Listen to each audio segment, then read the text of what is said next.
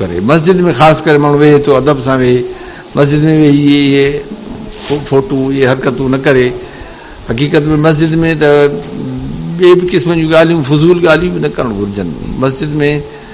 आवाज़ रड़ियूं वग़ैरह या इहे जेके भई ग़ज़ल मौलूद चवंदा आहिनि न अक्सर उलमात इन्हनि खे बि मकरूह था चवनि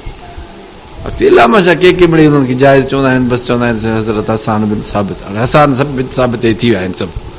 हाणे हे मुला जा अॼुकल्ह हसान बिन साबित थियनि अजीब ॻाल्हि आहे अरे बाबा उहो ॿी शइ हुयो तव्हां ॿिया आहियो